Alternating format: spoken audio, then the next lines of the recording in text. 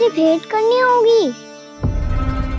विचार कीजिए महाराज, क्या आप बिना किसी शंका के कह सकते हैं कि कौन सी पंखुड़ी पहली है और कौन सी 8वीं?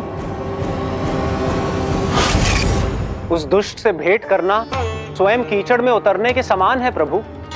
कमल पुष्प प्राप्त करना हो तो कीचड़ में उतरना पड़ता है नारद। आपका आदेश तो मैं स्वप्न में भी नहीं टाल सकता प्रभु। कंस कालियानाग के बारे में जान गया है, पर वो उसका सामना करने का साहस नहीं कर पाएगा। मैं आतुर हूँ प्राप्ति, मूर्ख नहीं। मेरी बुद्धि फिर नहीं गई है। मैं स्वयं उस कालिया जैसे महाविषैले सर्प के सामने खड़ा हो जाऊं और अपने ही काल को आमंत्रित कर लूं। तो फिर अपने लाभ के लिए उसका प्रयोग करने का कोई और उपाय सोचिए स्वामी। कुछ ऐसा कीजिए कि यमुना नदी का पूरा जल विषैला हो जाए और वृंदावन वासी उसका उपयोग करे और आपका काल कहलाने वाला वो बालक स्वयं काल के गाल में चला जाए। उत्तम उत्तम सुझाव है प्राप्ति। अब मुझे उस कालिया तक पहुंचने का मार्ग ढूंढना होगा, उसको विवश करने का कोई उपाय ढूंढना होगा, क्योंकि व्यक्तिगत रूप से उससे भेंट करना असंभव है। असंभव। आप सही कह रहे हैं प्रभु। कंस में उतना सामर्थ्य नहीं कि वो कालिया नाग का सामना स्वयं कर सके। वैसे तो कालिया गरुड़ देव का भी सम्मान नहीं करता, तो फिर वो कंस का सम्मान क्यों करेगा भला? नहीं करेगा, पर कंस तुम्हारा सम्मान अवश्य करेगा नारद। तुम्हारी बातें भी सुनेगा और मानेगा भी। ये मेरी योजना का बहुत ही महत्वपूर्ण भाग है। तुम कंस के पास जाओ और कहो कि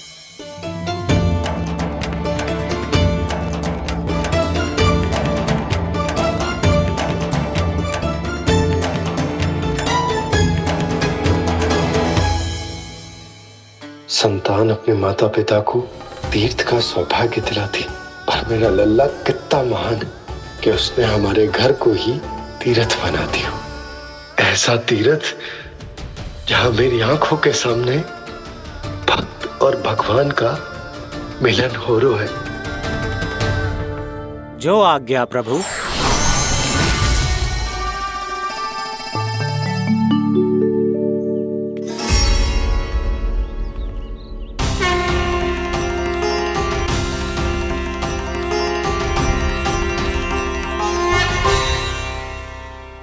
बाबा, कान्हा, ये सब क्या चल रहा है? पहले काक भुसुंडी जी और फिर जे नारद जी। क्या योजना बना रहे हो तुम? कान्हा, बताना लल्ला, क्या सोच रहे तू? कान्हा देख, अगर तुझे अपने बाबा को ना बताना हो ना, अपने भक्त को बता दे। क्या सोच रहे हो लल्ला? क्या करने वाले हो आप?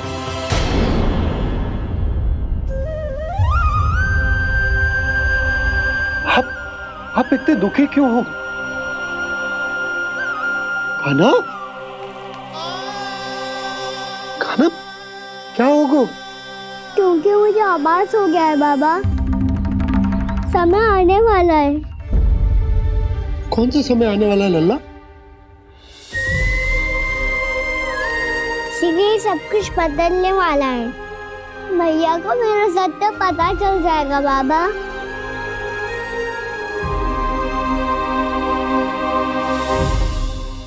पर लल्ला, इसका काक भुसुंडी और कालिया नाग से क्या संबंध है?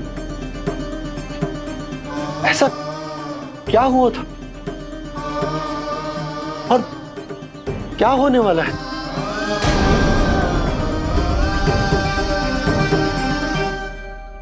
जो होने वाला है बाबा, उसका संबंध उससे है जो सैकड़ों वर्ष पहले हुआ था।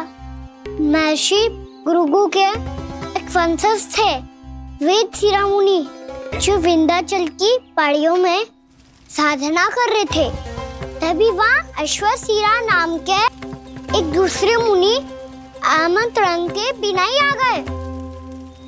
कितना सुंदर और शांतिपूर्ण आश्रम है। यहाँ प्रभु की साधना करने में बहुत आनंद आएगा।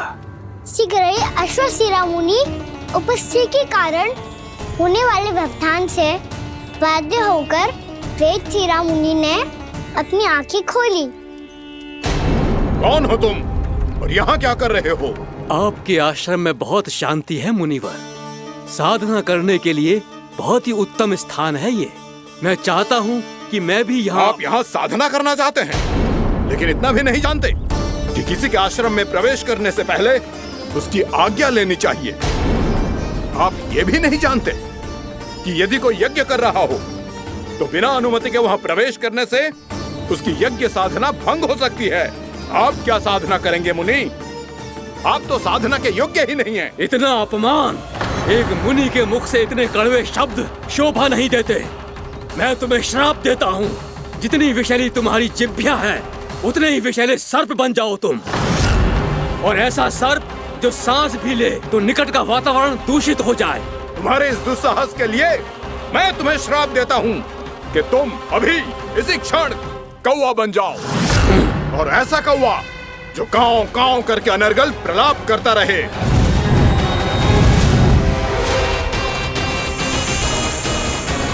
ये मैंने क्या किया? ये मैंने क्या किया? क्रोध के कारण दोनों ने एक दूसरे को श्राप दे दिया। पर दोनों ही मेरे भक्त थे, और भगवान होकर मैं अपने भक्तों को इतनी कठिनाई में कैसे देख सकता था। इसीलिए जिस संकट में उन दोनों ने अपने आप को फंसा लिया था, उसका समाधान करने में मैं उनके पास गया। देखिए ना प्रभु, ये क्या हो गया हमसे। हमारी रक्षा कीजिए प्रभु, मार्ग दिखाइए हमें। क्रोध पर नियंत्रण ना होने के कारण आप दोनों ने एक दूसरे को बहुत ही भीषण संकट में डाल दिया है। आप दोनों ही तपस्वी, तप के बल से दिए गए आपके श्राप को लौटाना भी संभव नहीं है। प्रभु कोई तो उपाय होगा, हम आपके शरण में हैं प्रभु। अपराध तो हमसे हुआ है प्रभु, पर अब आपसे ही आशा है। कुछ ऐसा कीजिए भक्त वत्सल, जिससे हम दोनों के श्राप का प्रभाव कुछ कम हो जाए। आप दोनों ही मेरे भक्त हैं, इसलिए आपकी पीड़ा का निवारण करने का एक उपाय है मेरे पास। वेदशिरा मुनि, जब आप कालिया नाग बनेंगे तो आपको मेरे चरणों को अपने शीश पर धारण करने का सौभाग्य मिलेगा। और अश्वशिरा मुनि, आप काग योनि होने के बाद भी आप श्रेष्ठतम ज्ञान और सर्वाधिक यौगिक सिद्धियों के स्वामी होंगे और प्रवचन दिया करेंगे। इसके बाद अश्वशिरा मुनि काकभूषुंडी बन गए, जिन्होंने आगे चलकर स्वयं गरुड़ देव को रामायण सुनाई। और मुनि वेदशिरा महर्षि कश्यप और देवी कत्रियों के पुत्र कालिया नाग बनकर जल में। और अब वही कालिया नाग जमराज में, जिनके कारण जानकी के प्राण लगभग चले ही गए थे। अब कालिया नाग को उचित स्थान पर भेजने का समय आ गया है बाबा। पर ये तो अच्छी बात है कान्हा, वेदशिरा मुनि को दिया हुआ तुम्हारा वचन भी पूरा हो जाएगा, जमुना जी की शुद्धि भी हो जाएगी। इस सब के बाद भी तुम दुखी क्यों हो? क्योंकि इसके बाद मैया के सामने मेरा रहस्य खुल जाएगा बाबा। उन्हें पता चल जाएगा कि उनका बालक कोई साधारण बालक ना है। भविष्य में जो होने वाला है उसे सबके सामने घटने से रोकना मेरे लिए भी संभव ना होगा। मैया को सब पता चल जाएगा। क्या पता चल जाएगा रे मुझे?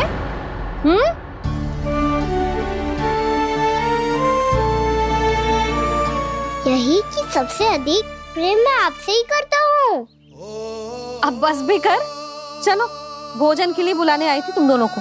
भूखा थोड़े ना रहने दूंगी अपने लल्ला को, मेरा लल्ला दुर्बल हो जाएगा ना। आप खिलाओगे तो ही खाऊंगा। हाँ ठीक है, मैं ही खिलाऊंगी। अब चल, आओ जी, चल।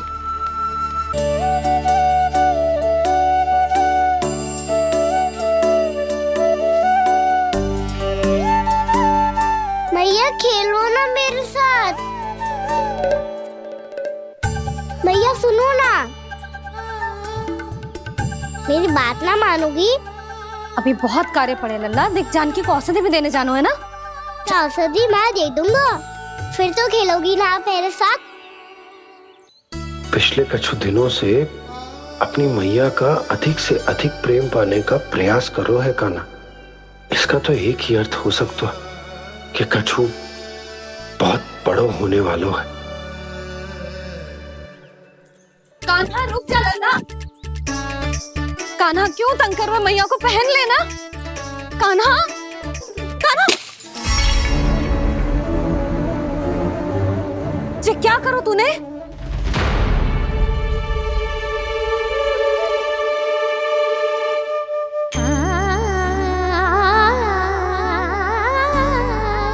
अच्छा ठीक है, अब मुंह लटकाने की आवश्यकता ना है। ये ले।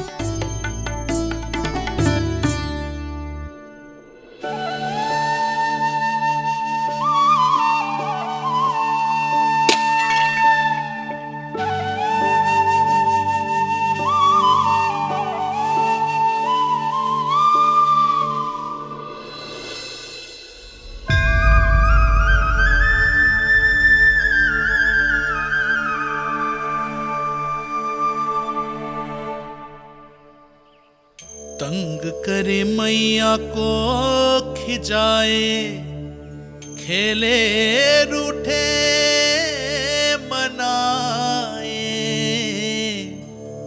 लीला अनोखी करके शरारत, कान्हा दंड भी पाए।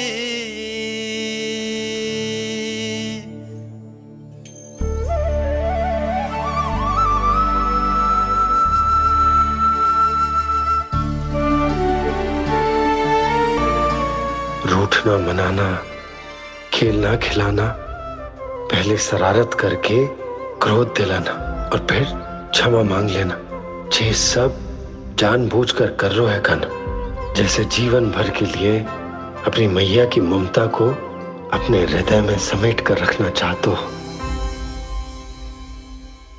कैसे कैसे करूं उस कालिया से मित्रता, कैसे करूं उसका उपयोग?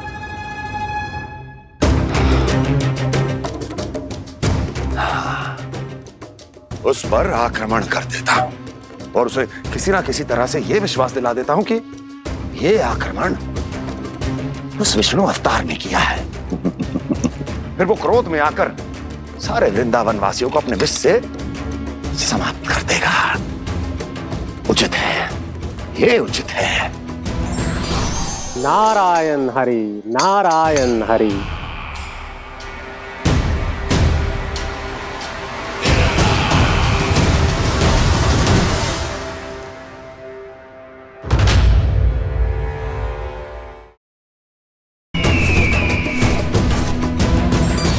नारायण हरि, नारायण हरि।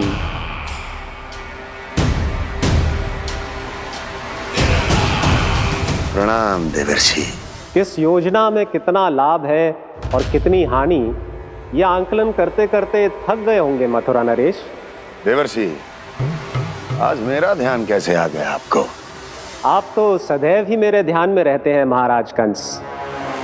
सत्य तो यह है कि मथुरा में जो भी हो रहा है मुझसे छिपा हुआ नहीं है। मैं जानता हूं कि आप किसी भी असुर को वृंदावन क्यों ना भेजें, और वो असुर कितना भी शक्तिशाली क्यों ना हो, कृष्ण का सामना नहीं कर पाता। या तो पराजय स्वीकार करके आपके पास लौट आता है, या तो फिर वीर गति को प्राप्त हो जाता है।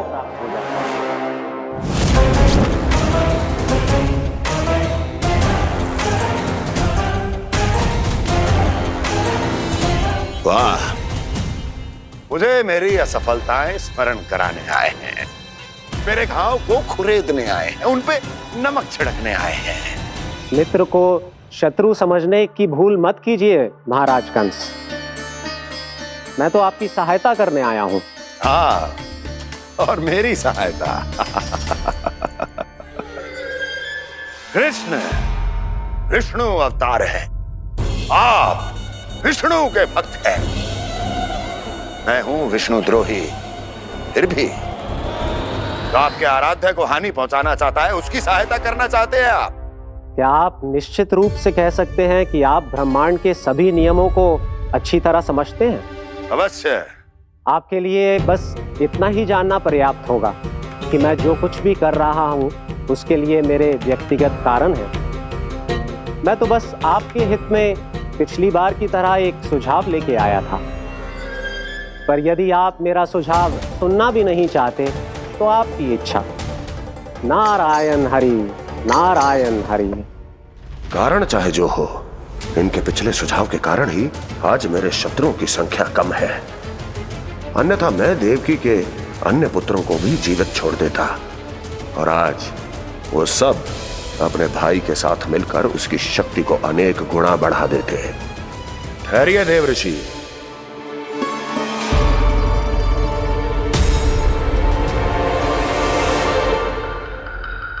बताइए, क्या सुझाव है आपके पास? मेरे सुझाव का नाम है कालिया नाग।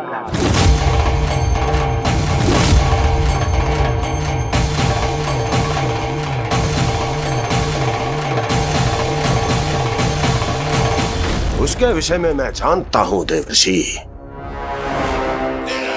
तो समस्या यह है कि मैं स्वयं उससे मिलने नहीं जा सकता, उससे भेंट नहीं कर सकता। उस कृष्ण की हत्या के लिए उसको वृंदावन जाने के लिए तैयार नहीं कर सकता। तो मत जाइए उसके सामने, और ना उसे भेजिए कृष्ण के सामने।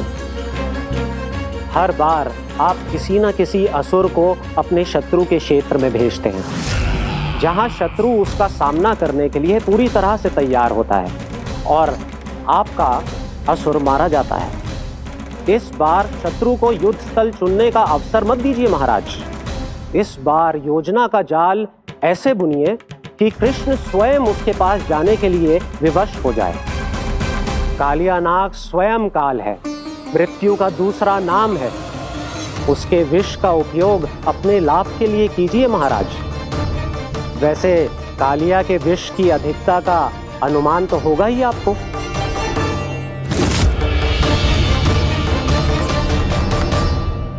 एक बार जो उसके क्षेत्र में पहुंच गया, फिर उसके विष से बचना असंभव है।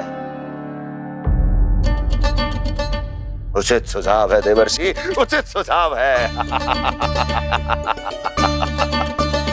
देवर्षि, उस छलिया विष्णु की भक्ति करते करते आप भी उसके रंग ढंग सीख गए हैं। उचित है, उचित है।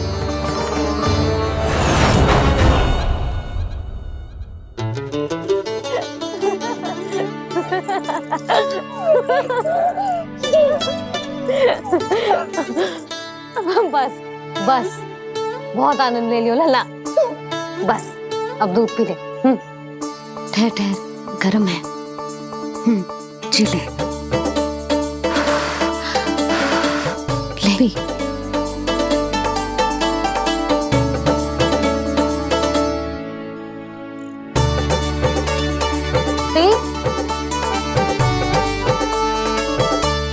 मैं ना होती तो ना जाने क्या हो तो तेरा। अपने आप दूध भी ना पी सकते है, भावला कहीं का। आपकी इस प्रेम के लिए तो मैं धरती पे आया हूँ मैया। मैं भी यही सोच रहा हूँ यशोदा, कि तुम ना होती तो मेरा क्या होता। इसी बात पे थोड़ा दूध और कजू खाने को दे दो। अरे मैं तो भूल ही गई। तनिक ठहर जाओ जी, दूध पी लेना तो आपके लिए भी कछु ले आती हूँ।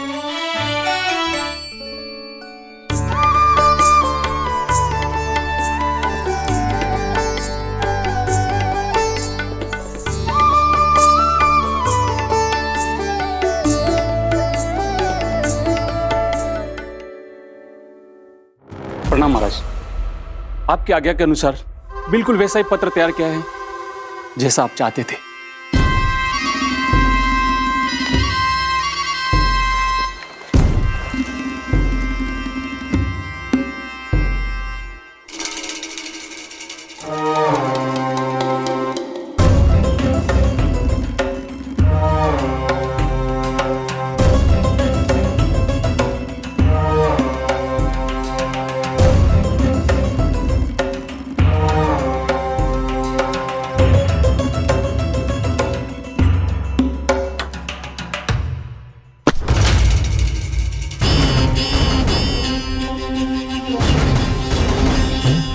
कृष्ण जन्म से लेकर आज तक ये मेरी सबसे महत्वपूर्ण योजना है। इसका सफल होना निश्चित है दूत, किंतु केवल वही करना जैसा मैंने कहा है। जाओ।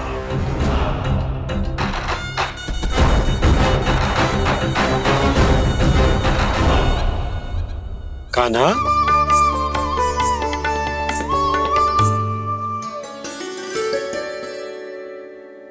क्या होगा? बाबा, मैं चाहता हूँ कि मैया की स्वमता क्रिस्टल फ्रेम की वर्षा मुझ पे सरतेव ऐसे होते रहे। वो तो होती रहेगी लल्ला।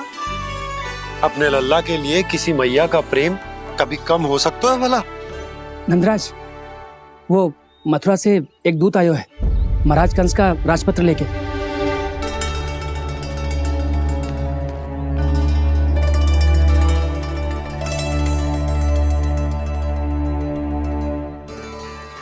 कान्हा, अब क्या करने वाला है?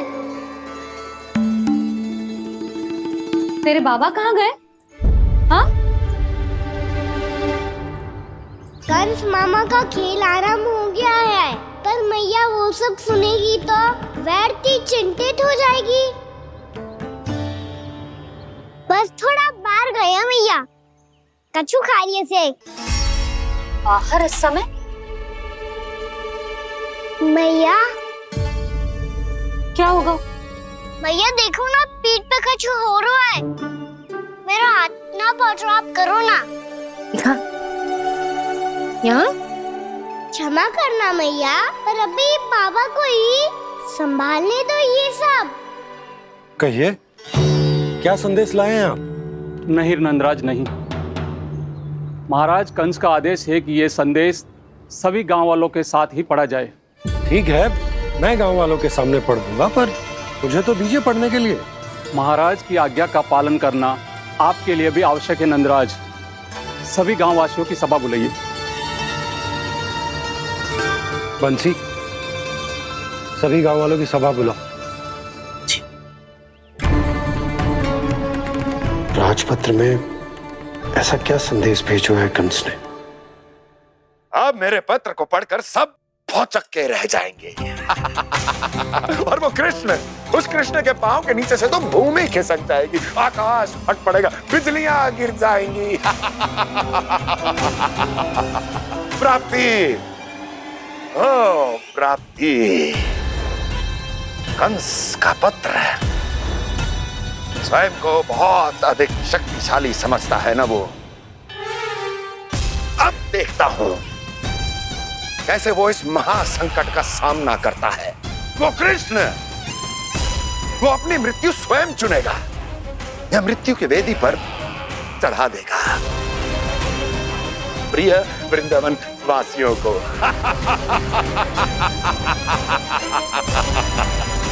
अब आएगा आनंद प्राप्ति, अब आएगा आनंद। सबको इकट्ठा करवा के ही पढ़वाएगो। अवश्य ही कोई विशेष संदेश दिया होगा कंस ने। मैं भी यही सोच रही हूँ सुलक्षणा जीजी, कछु ना कछु तो विशेष है, पर जे हो क्या सकता है? हाँ, बात तो सही है। ऐसा क्या हो सकता है? सभी गांव वासियों के सामने कहा जाए, कछु तो विशेष अवश्य लग रहा है। बाहर तक कोलाहल क्यों हो रहा है? मैया, मैया, अब क्या होगा? मैया देखो ना, सर पे कछु हो रहा है। लल्ला, नारायण ने तुझे हाथ दिए हैं ना? पीठ की बात अन्य थी, अपने सिर की सेवा स्वयं कर। सर पे तो हाथ पहुंच रहा है ना?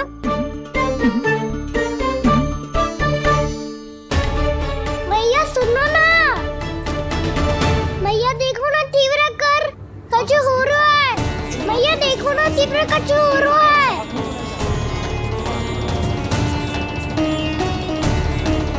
सब लोग आ चुके हैं, अपना संदेश सुनाइए आप। गोपराज नंद और सभी वृंदावन वासियों को सूचित किया जाता है कि मथुरा अधिपति और आप सभी के महाराज कंस ने कल सुबह भव्य पूजा का आयोजन किया है। इसके लिए राज्य को वृंदावन के क्षेत्र के निकट यमुना नदी के मध्य में खिलने वाले 1 कोटि कमल के पुष्पों की आवश्यकता है। इसीलिए आप सभी को यह आदेश दिया जाता है कि ये सभी कमल के पुष्प प्रथम पहर से पहले राजसभा में पहुंचा दिए जाए। सारे वो भी प्रथम पहर से पहले कैसे हो सकते हैं? यदि आप ऐसा करने में असफल रहे तो इसे राज आज्ञा का उल्लंघन माना जाएगा और राजद्रोह के आरोप में आप सभी को कड़े से कड़ा दंड दिया जाएगा। स्मरण रहे, यदि कल की पूजा में इन 1 कोटि कमल के पुष्पों का ना पहुंचने के कारण कोई व्यवधान आया तो समस्त वृंदावन वासियों को दोषी माना जाएगा और पूरे गांव को निवासियों सहित धूल में मिला दिया जाएगा। कल प्रथम पहर तक का ही समय है आप सबके पास।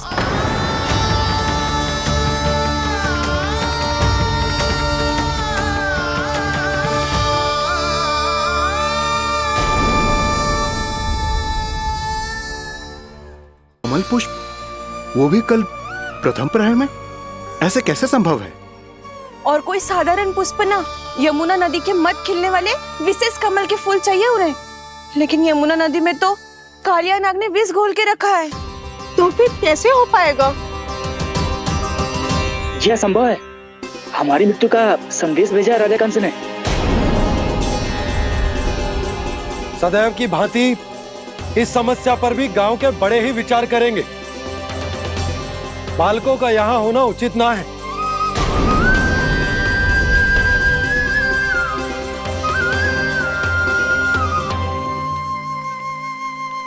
लल्ला, ले जगेंद ले, जा अपने सखाओं के साथ खेल। सुबह उज्जवल, मधुमंगल वसंता, देखो मैया ने क्या दिया है। चलो खेलें, बहुत आनंद आएगा आज।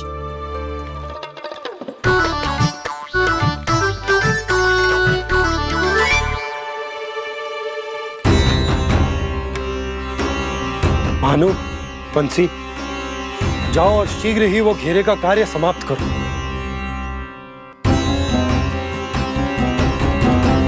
पर कछु ना कछु तो करना पड़ेगा ना। पर हम कर ही क्या सकते हैं? पुष्प लाने को और कोई उपाय है भी तो ना। मैं चला जाऊंगा जमुना जी में। वैसे भी मेरे जीवन के कितने दिन शेष बचे हैं। गांव के लिए, समाज के लिए कुछ करके मरूं, तभी तो शांति मिलेगी। ना काका, यदि आप उस विषैले जल में छलांग लगा भी दोगे, किंतु 1 कोटि कमल पुष्प एकत्रित कर पाना आपके लिए संभव ना है। इससे अच्छा है कि मैं चला जाऊं। यदि मैं मर भी गया तो मेरे पीछे रोने वाला कोई ना है। किसी को कहीं जाने की आवश्यकता ना है। गोप नरेश होने के नाते ये मेरा कर्तव्य है कि मैं आप सबकी रक्षा करूं। नंदराज, आपको जाना है तो जाओ। हरिया, काका, भैया सब चले जाओ। लेकिन आपको पता है वहाँ का जल कितना विषैला है। आप लोग एक क्षण भी जीवित नहीं रह पाओगे। फिर कैसे इकट्ठा करेंगे 1 कोटि कमल पुष्प? आप बात तो सही कह रही हैं शांति। उस दुष्ट कंस ने ऐसी मांग रख के हम सबको फंसा दिया। हम में से कोई भी क्यों ना चला जाए और इस संकट का समाधान ना निकले को। कान्हा, बताना कौन सा खेल खेलें? गेंद पकड़ खेलते हैं। पर एक बात सुन लो सब, कोई भी तीव्र गति से ना फेंकेगा गेंद को। भैया ने फ्रेम बनाई है मेरे लिए। सब तैयार हो? हाँ।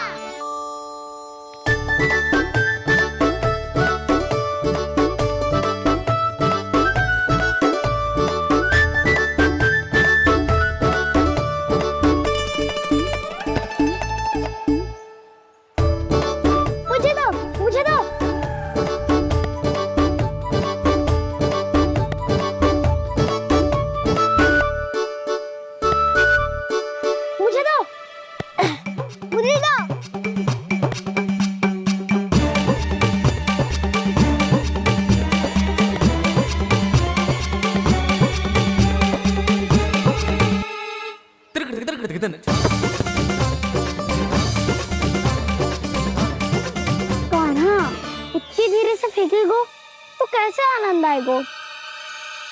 थोड़ा बल लगा के फेंक।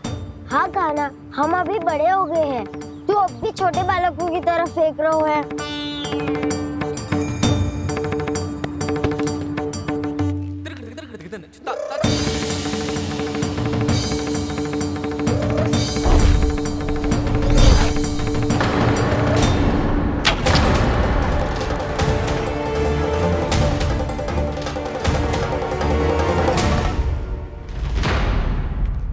दीदी जी क्या करो कान्हा, गेंद तो डूब गई।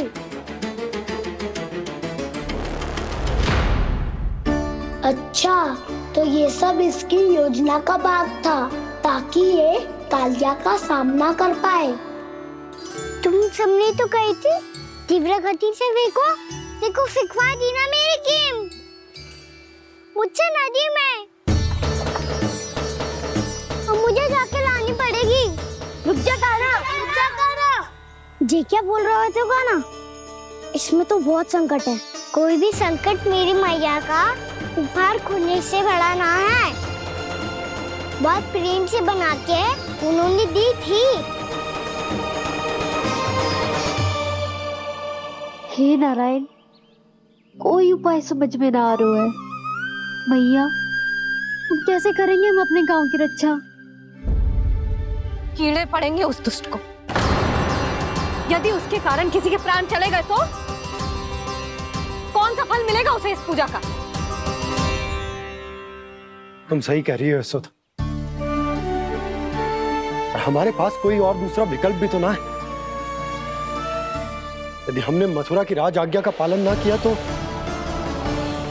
इसका दुष्परिणाम पूरे गांव को भुगतना पड़ेगा।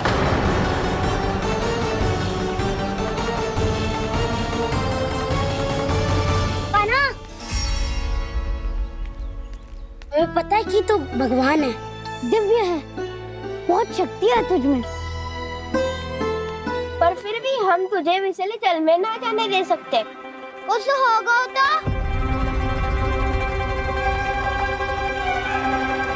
तुम सब इतनी हट कर रहे हो तो ठीक है, ना जाऊंगा। गेंद कहाँ गिरी है, कितनी दूर गई है, ये तो देख लूं, ताकि उसे बाहर निकालने का कोई उपाय ढूंढ पाऊं।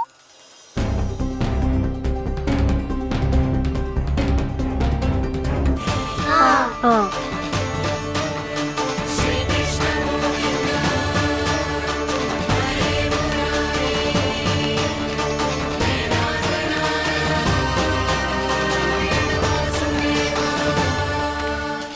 कान्हा की ये लीला तो समझ ही नहीं आ रही। पहले इसने देवश्री नारद को मथुरा जाकर कंस को भड़काने के लिए कहा, फिर स्वयं ही दुखी भी हो गया कि अब इसका रहस्य सबके सामने खुल जाएगा। और अभी स्वयं ही तो इसने कहा था कि गेंद बहुत महत्वपूर्ण है, फिर स्वयं ही उसे नदी के विषैले जल में फेंक दिया।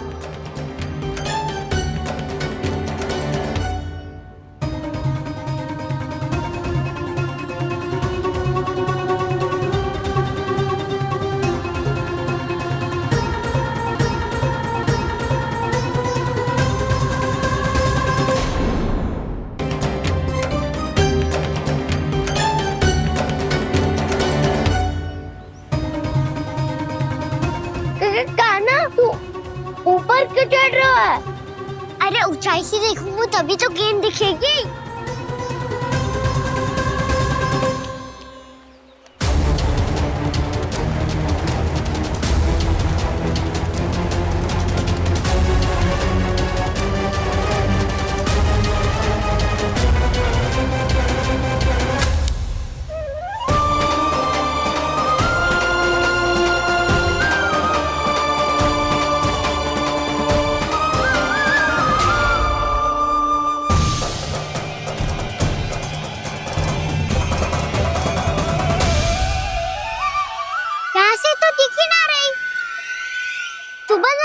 फेंकी थी ना?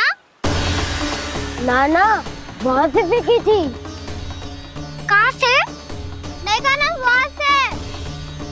समझ ना आ रहा, ठीक ठीक बताना कहाँ से फेंकी थी?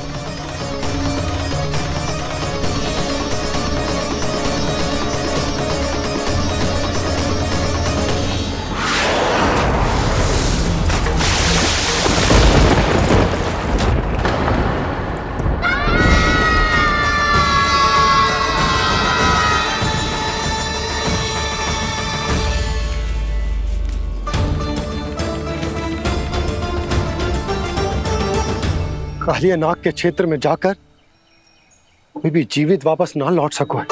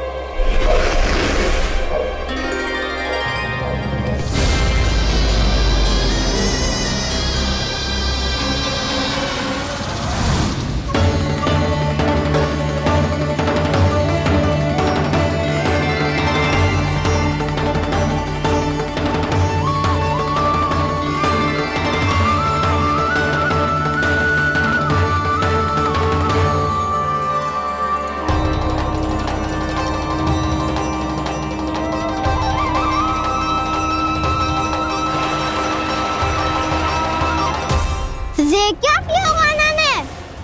कालिया नाग तो उसे देखते ही निकल जाएगा।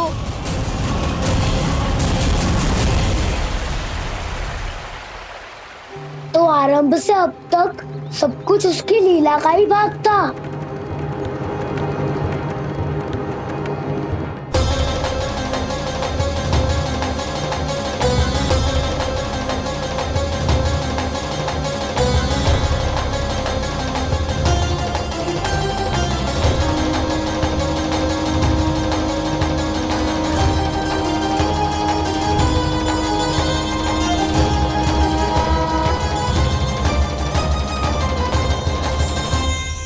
इतना सुंदर रूप, मन मोहने वाली मुस्कान, अद्भुत तेज और भगवान जैसी दिव्यता।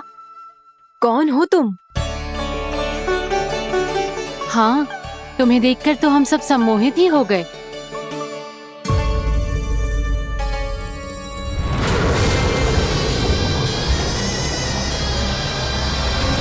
तुम जो भी हो बालक, वापस लौट जाओ।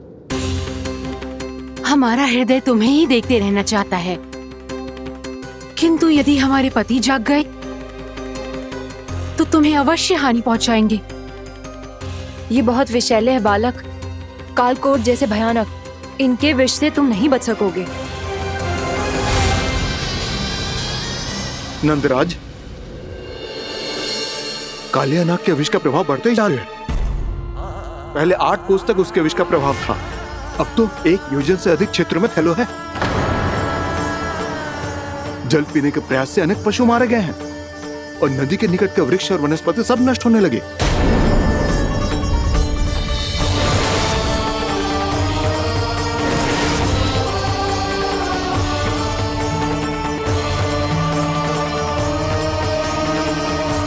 इनके विष की तीव्रता इतनी अधिक है बालक कि इनके संपर्क में आने वाले को तड़पने का भी अवसर नहीं मिलता। इनके विष की अग्नि क्षण भर से भी कम समय में प्राण वायु को जलाकर राख कर देती है।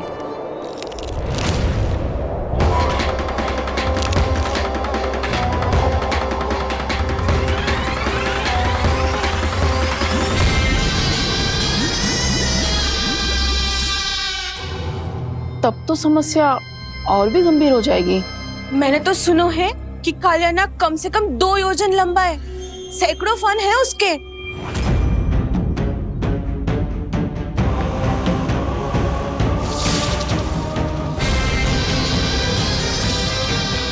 इसका अर्थ तो ये है कि हम दोनों ओर से फंस गए। एक और कंस को 1 कोटि कमल पुष्प देने जो कि कालियानाग के क्षेत्र में पड़ते हैं, और दूसरी ओर उस कालियानाग का विष यमुना जी के क्षेत्र में बढ़ता ही जा रहा। इसके कारण हम ही नहीं, निर्दोष पशु पक्षी भी संकट में।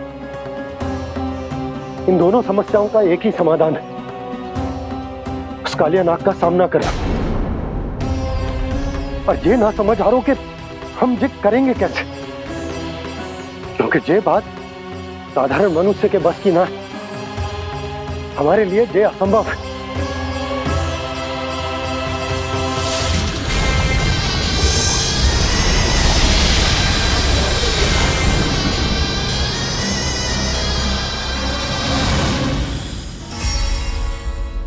अब तो तुमने अपनी आंखों से भी देख लिया बालक, ये कितने विषैले हैं। नींद में भी विष उगलते हैं। इससे पहले कि तुम्हें कुछ हो जाए, चले जाओ यहाँ से, मान लो हमारी बात। आप सब मुझे जानती भी नहीं और फिर भी मेरी इतनी चिंता कर रही हैं आप। माँ की ममता भेदभाव नहीं जानती।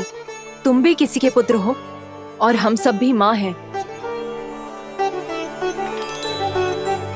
एक माँ को हर बालक में अपनी ही संतान दिखाई देती है, इसलिए हम तुमसे विनती करते हैं, वापस चले जाओ, बचा लो अपने प्राण। मेरी चिंता मत कीजिए, मुझे कुछ नहीं होगा। होगा, अनर्थ होगा यदि ये उठ गए तो।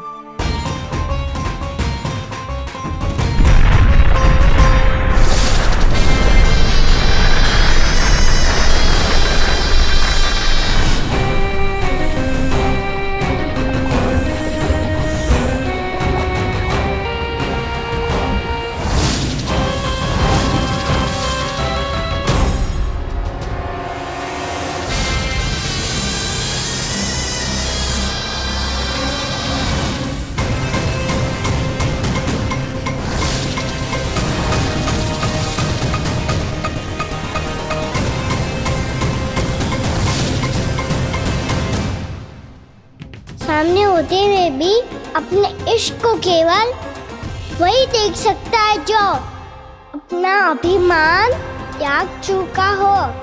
पर पूर्व जन्म में मेरा भक्त होने के नाते मेरा सत्य स्वरूप देख पाने में मुझे इसकी सहायता करनी चाहिए।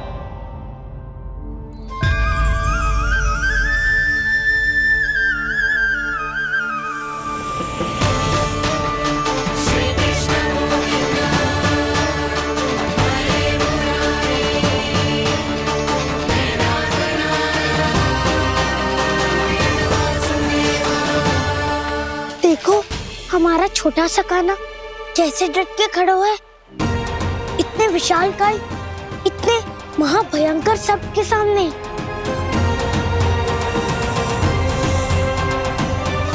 ये कोई भगवान नहीं है जो इसके सामने हाथ जोड़ रही हो तुम सब।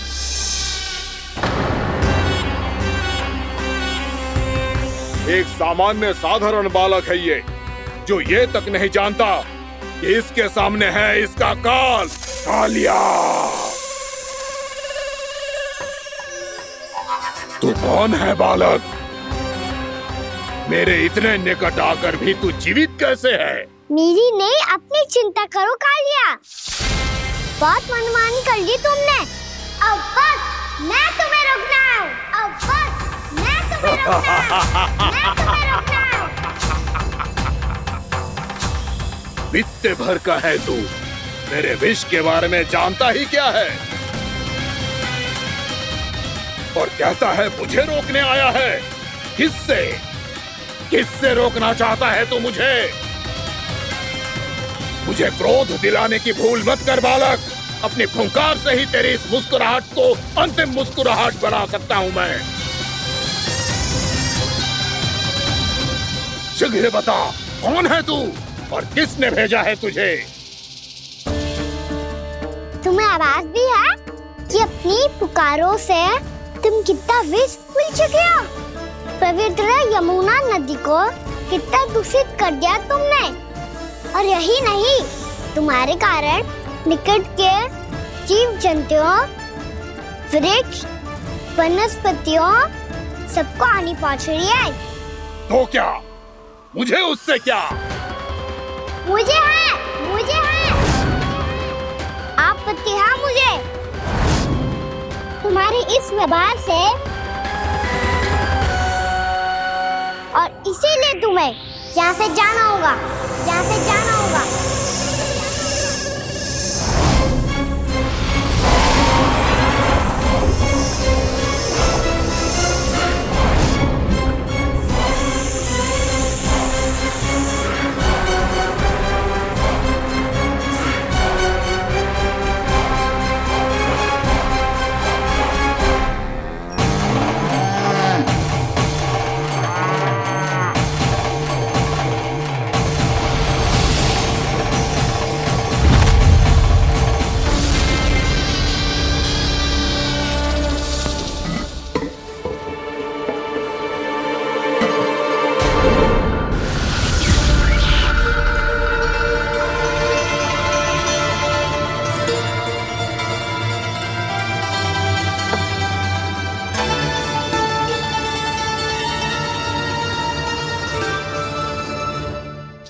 मुझे आदेश देने का साहस भी कैसे किया तूने?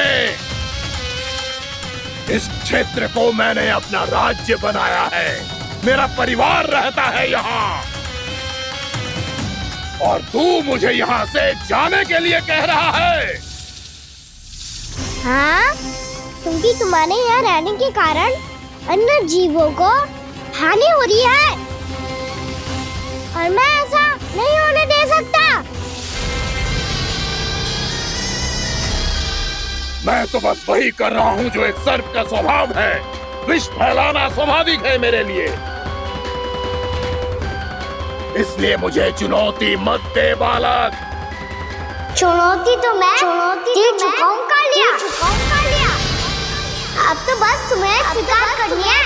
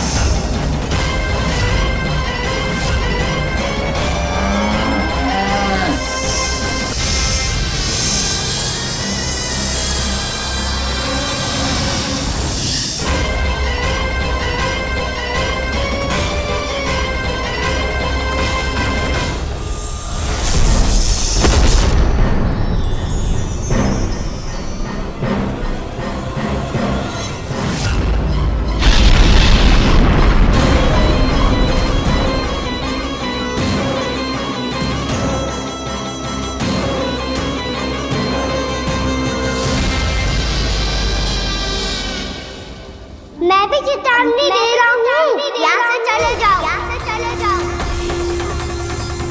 अपनी भूल को पहचानो कालिया, तुम जो कर रहे हो अनुचित है।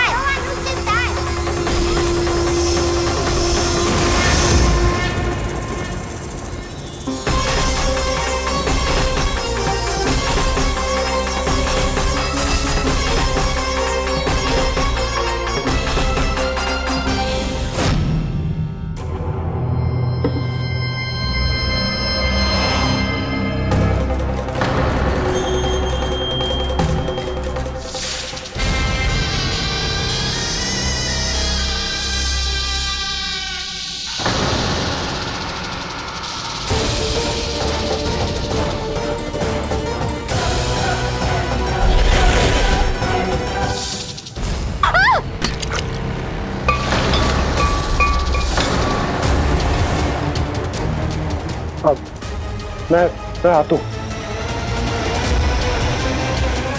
क्या हो गया सुधा?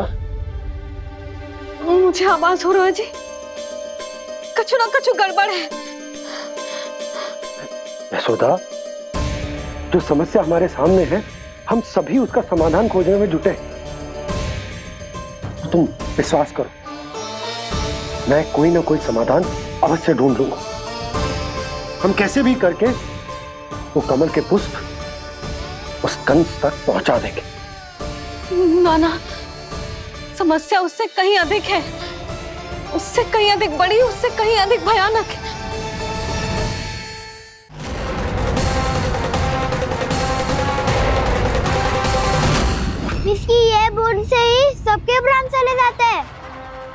तो विस्की धारियां फेंकी है खाना पे। कान्हा कैसे बच्चे को अधिक विष से? इसका विष तो क्या, ये सर स्वयं भी छू तक नहीं पाएगा हमारे कान्हा को।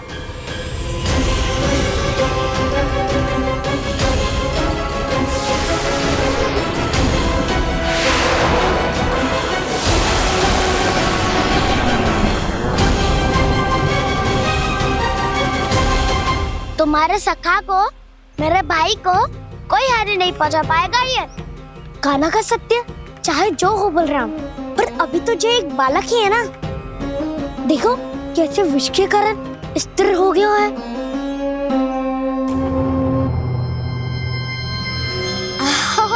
हाउ सर्फ ने कितनी आसानी से अपनी पूंछ से बांध लिया है। मुझे यहाँ से भगाना चाहता था ना तू? अब मैं तुझे दिखाऊंगा अपना सामर्थ्य। ये मूर्ख किसे बांधना चाहता है अपनी पूंछ में? उन्हें जिनका विस्तार सारे ब्रह्मांड में है, या उन्हें जो स्वयं अनंत है? पर देवराज, प्रभु ऐसा करने ही क्यों दे रहे हैं कालिया को? आप सब भूल रहे हैं देवगण। कालिया पूर्व जन्म में प्रभु का बहुत बड़ा भक्त था। उसी भक्ति का फल मिल रहा है अब इसे। वैसे भी भक्तों के मन का भाव सबल हो तो भगवान तो सहज ही बंध जाते हैं।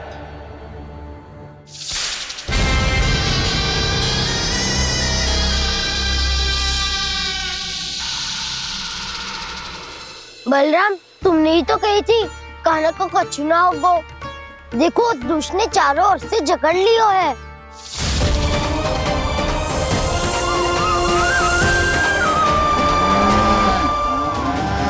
ये क्या कह रही हो तुम? जसोदा जी क्या हुआ? घबरा क्यों रही हो आप? सुलक्षणा, मुझे आभास हो रहा है कुछ बहुत बड़ी अनहोनी हो गई है। नंदराज, नंदराज, नंदराज!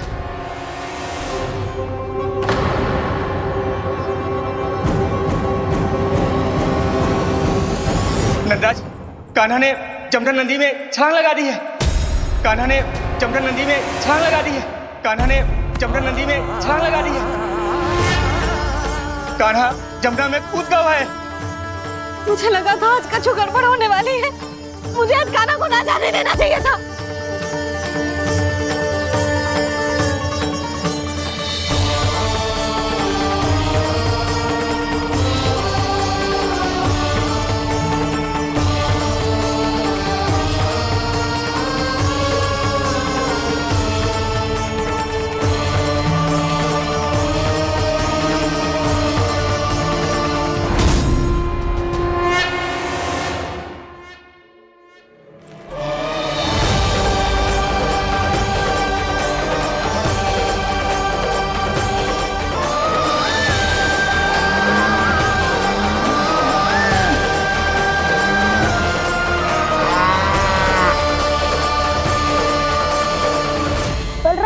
कछु करो ना।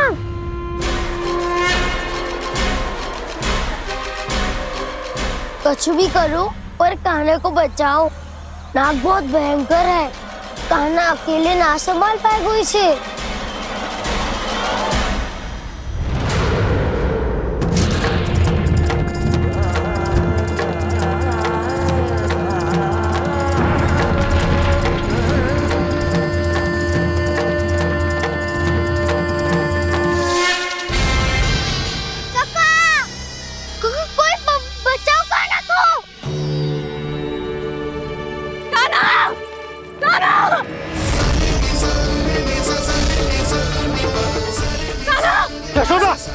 यशोदा रुको। छोड़ दो मुझे, प्लीज छोड़ दो मुझे। जीजी संभालो, बावली हो गई है। जीजी संभालो। कान्हा, कान्हा।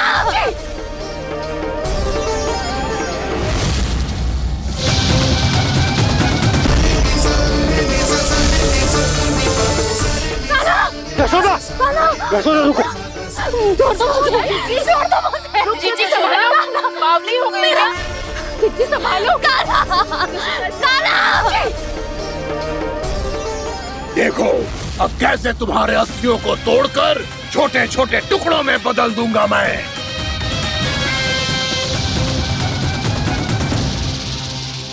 जी आप जाओगी तो आप भी फंस जाओगी। अपने लल्ला के लिए मैं किसी भी संकट का सामना करने के लिए तैयार हूँ। छोड़ो ना यशोदा, हमें कोई और उपाय खोजना पड़ेगा। कोई और उपाय? आप देख ना रही मेरा कान्हा किस दशा में है। कान्हा मैया के वश में नहीं है, नहीं तो ये अपने लल्ला के लिए साक्षात काल का भी सामना कर ले। ये तो केवल कालिया नाग है। हे नागराज, आप मेरे प्राण ले लो पर कान्हा को छोड़ दो। ना नागराज, आप मेरे प्राण ले लो, मैं विरोध भी ना करूंगी। ना नागराज, आप मुझे मार दो पर मेरे कान्हा को छोड़ दो। ना ना ना ना नागराज, मेरे प्राण ले लो, हमारे कान्हा से क्या शत्रुता है आपकी? प्रभु के लिए जो प्रेम यशोदा मैया के हृदय में है, वही इन सभी गोपियों के हृदय में भी है।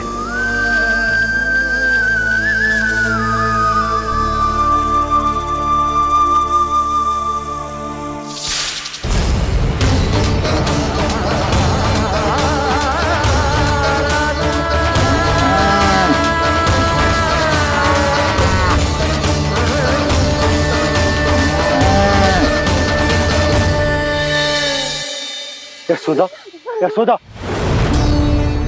देखो इन गोपियों को, इन गैयाओं को, इन सब के मन में भी तुम्हारी भांति ही ममता भरी हुई। वो सब भी कान्हा से उतना ही प्रेम और स्नेह करती है, उतनी ही ममता से भरी हुई है जितनी कि तुम। तो तुम ही सोचो, जिसके साथ इतनी ममता और इतना स्नेह, इतना प्रेम, उसका कोई क्या कर सकता है? उस कालिया नाग का वेश इस सब आशीर्वादों के सामने कछु न है। कछु करो जी। उसे बोलो वो मेरे प्राण ले ले, मेरे कान्हा को छोड़ दे। यशोदा,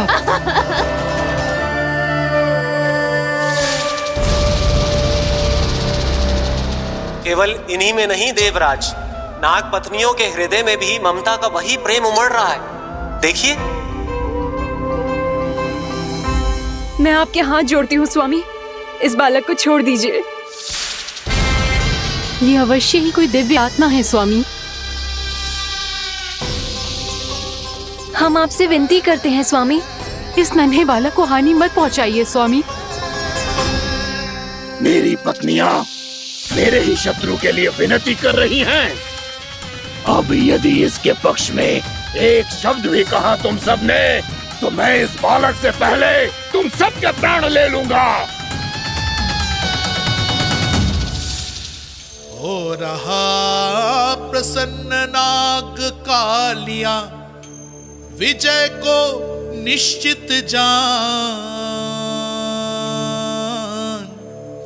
रोते बिलखते व्याकुल सब, संकट में देख कान्हा के प्राण।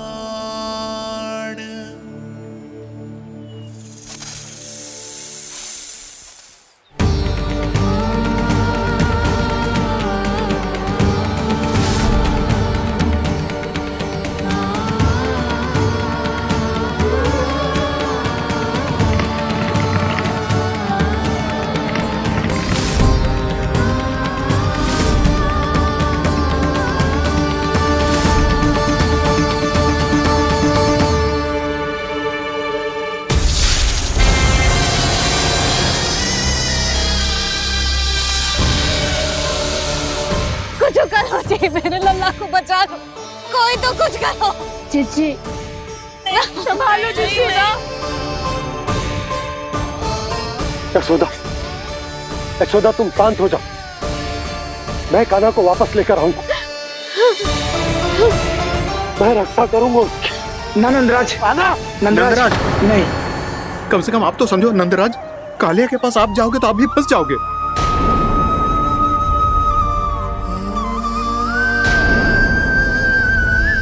बलराम, तेरा भाई इतनी भीषण संकट में है और तुझे जरा भी दुख ना हो रहा? क्या आप सब अब तक नहीं समझ पाए कि कान्हा सच में कौन है? छोटे बाबा, आप तो उसका सत्य जानते हैं ना?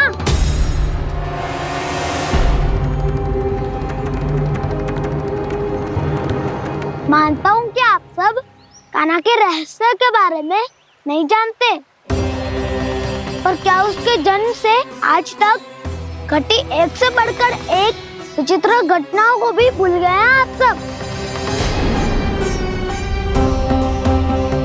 भूल गए हैं कि कैसी पूतना जैसी राक्षसी उसका कुछ बिगाड़ नहीं पाई, कैसे तरनावती जैसा भयानक राक्षस उसे एक खरोच भी नहीं दे पाया था।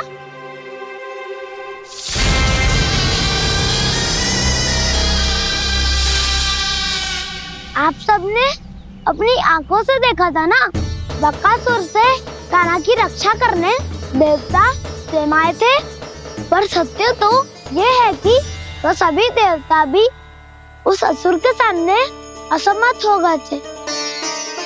तब कान्हा ने बहुत ही आसानी से उस भयंकर असुर का वध किया था, एक ही बार में धराशायी कर दिया था उसे।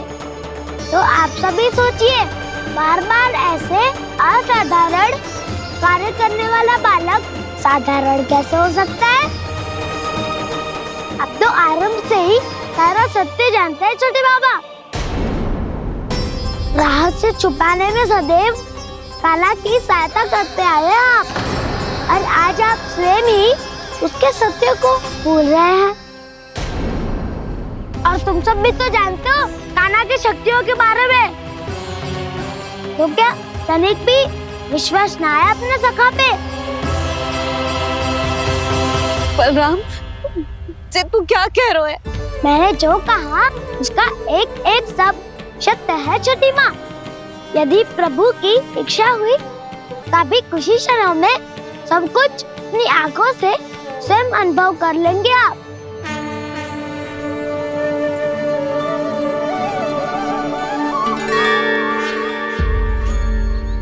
शांताकारं भुजगशयनं पद्मनाभं सुरेशं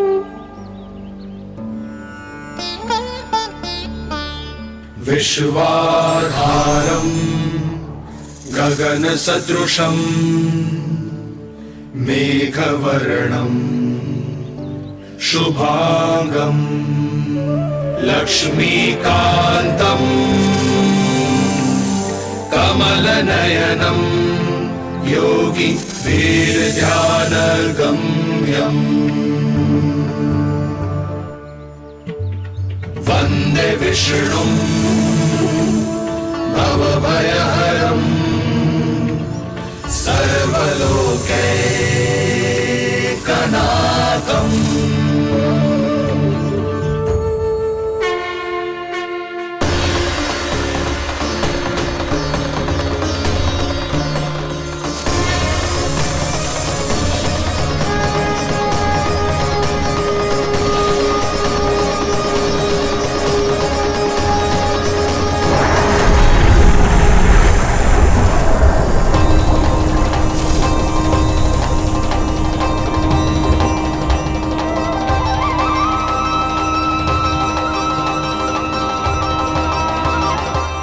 तुझे क्या लगता है बालक कि तू मेरी जगत से निकल गया तो अब बच जाएगा तू?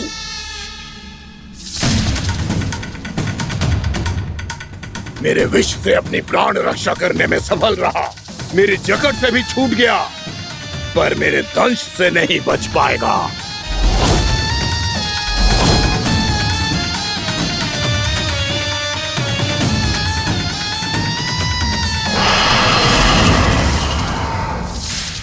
अब भय से भाग रहा है, पर मैं तुझे मृत्यु देकर रहूंगा।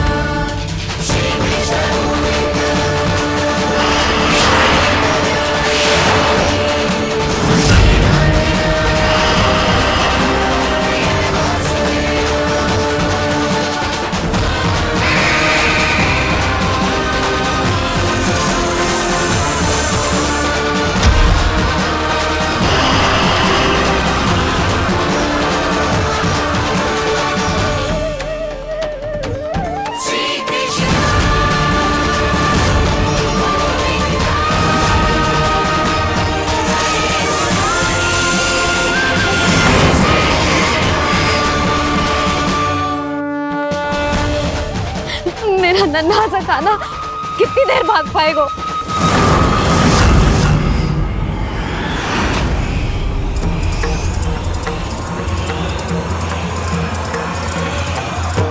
और कितनी प्रतीक्षा करोगे मेरी भक्त कालिया? भक्त नहीं, काल हूँ मैं तेरा। जब अहंकार का मुकुट बुद्धि को ढक लेता है तो भक्त अपने भगवान को भी नहीं पहचान पाता। व्यर्थ की पहेली में मत उलझा बालक। ना मैं भक्त हूँ और ना तू भगवान।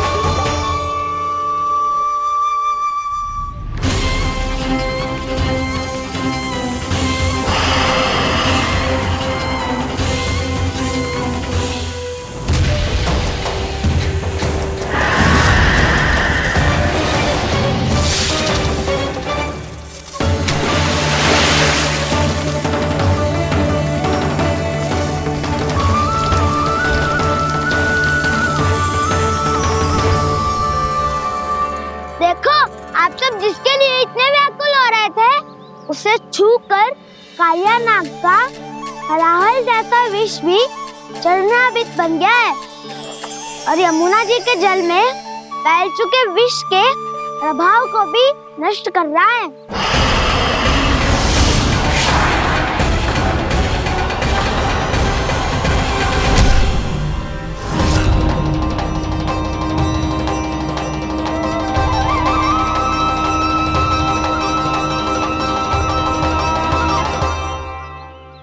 धर्म रक्षक अधर्म विनाशक प्रभु श्री कृष्ण का कौशल सचमुच अद्वितीय है। नारायण नारायण।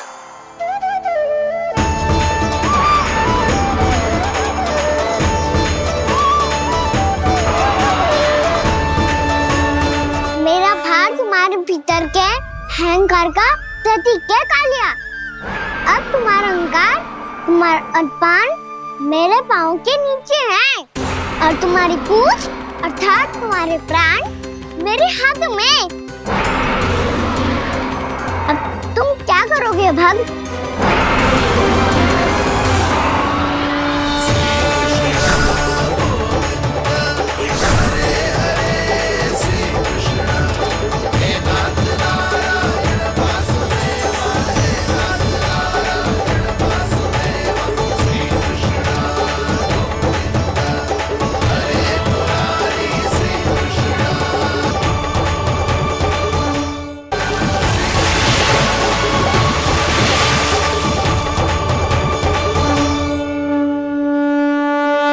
प्रभु, भले ये आपको पहचानने में असमर्थ हो, पर हम सब ने आपको पहचान लिया है।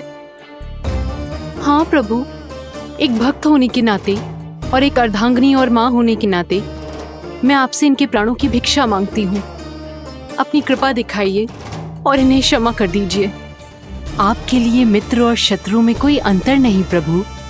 उसी तरह आपकी कृपा और दंड में भी कोई अंतर नहीं। दोनों दया ही तो हैं, अकारण ही किसी को प्राप्त नहीं होती। हमें विश्वास है कि हमारे पति को मिला ये दंड कोई अभिशाप नहीं है, आपका वरदान है। ये सत्य है प्रभु कि इनसे बहुत से पाप हुए हैं। इनके विष से बहुत सारे जीव जंतु को हानि पहुंची है, पर अब आपके चरण इनके शीश पर पड़ गए हैं। ऐसी कृपा तो बड़े बड़े महान महात्माओं को भी दुर्लभ है, और इन्हें प्राप्त हुआ तो अवश्य ही ये किसी महान पुण्य का ही फल है। हे प्रभु, उन्हीं पुण्य कर्मों की शक्ति का आह्वान कर मैं आपसे विनती करती हूँ, इन्हें प्राणदान दीजिए। मैं अपने इस भक्त को क्षमा अवश्य करूंगी देवियों, यदि ये अपने अहंकार को त्याग कर मुझे पहचान ले तो।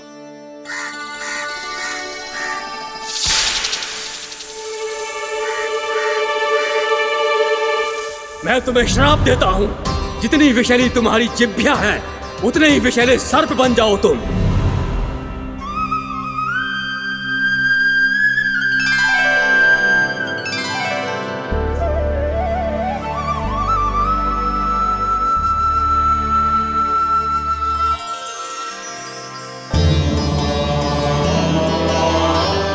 नारायण, मुझे क्षमा कीजिए नारायण।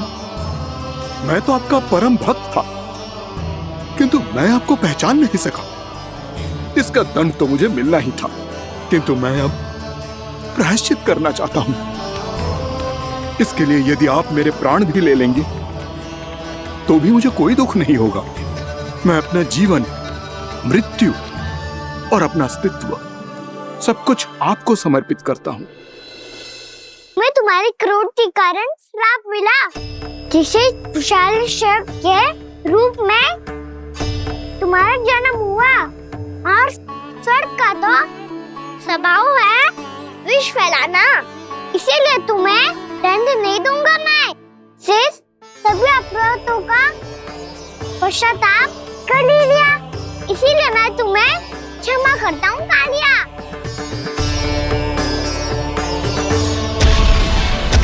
पर तुम्हें यहाँ से दूर समुद्र के बीच जाकर रहना होगा, जहाँ किसी निर्दोष का जीवन तुम्हारे विष से प्रभावित न हो। मैं चाहकर भी आपकी इस आज्ञा का पालन नहीं कर सकता। मैं असमर्थ हूँ प्रभु, क्योंकि यदि मैं इस क्षेत्र को छोड़कर गया तो मेरी मृत्यु निश्चित है। आपसे क्या छुपा है प्रभु? आप तो जानते हैं कि सर्प जाति और आपके वाहन गरुड़ के बीच अनंत शत्रुता चल रही है, जिसका प्रारंभ नागों के द्वीप नागालय से हुआ था। उस द्वीप पर छोटे जीवों को निगल जाने के लिए सर्प थे, और गरुड़ को सर्पों का स्वाद बहुत प्रिय था, इसलिए वो बार बार नागद्वीप जाने लगा था। पर इस कारण पूरी सर्प जाति उससे आतंकित हो गई थी, इसलिए जब भी गरुड़ वहाँ पहुँचता तो सभी सर्प छिपने लगते। जब गरुड़ को इसका आभास हुआ तो उसे बड़ा क्रोध आया, और वो उत्तेजना में भरकर सर्पों का शिकार करने लगा। भूख ना होने पर भी उन्हें मारने लगा। अब सर्पों के प्राण हरना उसके लिए खेल बन गया था। इस भीषण समस्या का समाधान ढूंढने के लिए पूरी सर्प जाति महान सर्प वासुकी के सामने इकट्ठी हुई। हे महान वासुकी, हमारी सहायता कीजिए। नागद्वीप पर गरुड़ ने आतंक मचा दिया है। पहले तो वो हमें अपना भोजन बनाता था, लेकिन अब हम उसके खेल का साधन बन चुके हैं। भूख हो या ना हो, जब तब आकर वो हमारे प्राण हर लेता है। अनुचित हिंसा के इस प्रथा का आरंभ सर्पों ने ही किया है। पहले आप सबने पूरे द्वीप पर अधिकार कर लिया, फिर आहार के साथ साथ आनंद के लिए भी आप सभी ने निर्दोष जीवों की हत्या की। और जब सृष्टि का संतुलन बनाए रखने के लिए गरुड़ आपको अपना आहार बनाने आया, तो आप सब अपने प्राणों की रक्षा के लिए छिपने लगे। तो फिर गरुड़ का उत्तेजित होना तो स्वाभाविक ही था। नागनाथ, जो हमने अन्य जीवों के साथ किया वही अब हमारे साथ हो रहा है, परंतु ये भी तो सृष्टि के संतुलन के विरुद्ध ही है ना? अवश्य है, इसलिए मैं गरुड़ से चर्चा करूंगा। धन्यवाद प्रभु।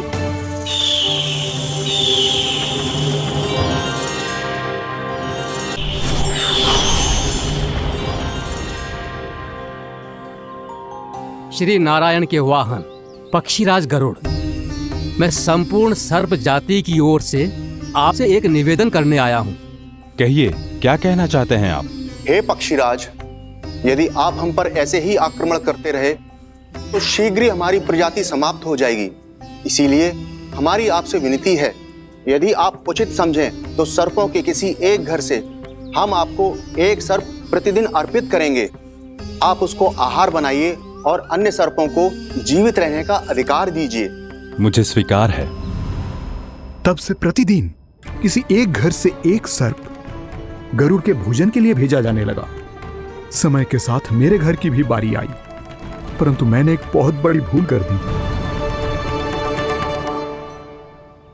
समय आ गया है स्वामी, आज गरुड़ के आहार के लिए इसे चुना गया है। कौन है यह गरुड़ और क्यों दूं मैं इसे कोई भेंट? स्वामी, सभी सर्प राज्यों और गरुड़ के बीच में यही समझौता हुआ है, हमें इसका सम्मान करना ही होगा। मैंने कोई समझौता नहीं किया, मैंने कोई वचन नहीं दिया और ना ही मैं किसी गरुड़ से भयभीत होता हूँ। यदि इस राज्य में किसी को सर्पों को अपना आहार बनाने का अधिकार है तो वो केवल मुझे है। अब से गरुड़ को दी जाने वाली हर भेंट मुझे दी जाएगी, महाविषधारी महान नागराज कालिया को। यह और कुछ नहीं, मेरा अभिमान था प्रभु, और यह मेरे इस जन्म की सबसे बड़ी भूल थी, क्योंकि फिर जब गरुड़ को इस बारे में पता चला तो। कालिया, अभिमान में आकर तूने अपने काल को ललकारा है। जिस कालिया के नाम में ही काल छिपा है, तू उसे ललकारने का दुस्साहस कर रहा है गरुड़। स्वयं को भगवान विष्णु का वाहन कहता है तो वाहन का ही कर्म कर। स्मरण रख, इस धरती के सर्वश्रेष्ठ योद्धाओं के लिए भी मैं मृत्यु का दूत हूँ। विनाश काले विपरीत बुद्धि। तो जैसे मूर्ख सदा इस युक्ति को सार्थक करते आए हैं, अपने विनाश को आमंत्रण किया है तो अब भोग।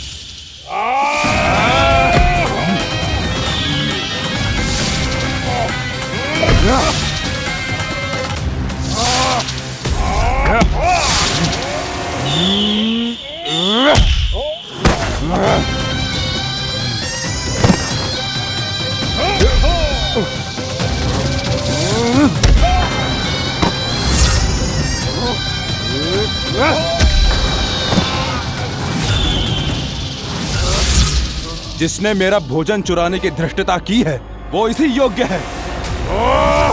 तू मुझे जानता नहीं है गरुड़, मैं महाविषधारी नाग कालिया हूँ। तेरा इतना दुस्साहस कि तूने मुझ पर चरण से प्रहार किया।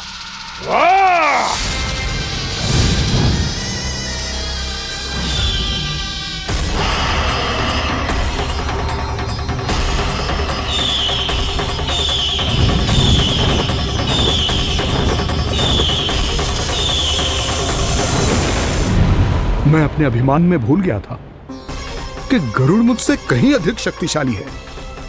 इसलिए अपने प्राणों की रक्षा करने के लिए मैं एक स्थान से दूसरे स्थान भागने लगा। नदियां, पर्वत, यहां तक कि मैंने सागर भी लांघ डाला, पर मैं जहां भी जाता गरुड़ के रूप में मेरा काल वहीं आ जाता। इसीलिए मृत्यु की आशंका से भयभीत होकर मैं अपने बड़े भाई मां कद्रू के प्रथम पुत्र अनंत शेषनाग से राय लेने चला गया। भैया, मैं यहां आपसे आपकी सहायता लेने आया हूं। मेरी एक छोटी सी भूल के कारण यह गरुड़ मेरा पीछा कर रहा है, मुझे हर समय हर स्थान पे ढूंढते रहता है। यदि उसने मुझे ढूंढ लिया तो वो निश्चित ही मेरे प्राण ले लेगा। मुझे कोई ऐसा स्थान बताइए जहां मैं अपनी पत्नी और अपनी संतानों के साथ शांति से रह सकूं। तुम यमुना नदी के किनारे वृंदावन क्षेत्र में जाके वास करो कालिया। गरुड़ वहां प्रवेश नहीं कर सकता क्योंकि उसे ऋषि सोबरी का श्राप मिला हुआ है।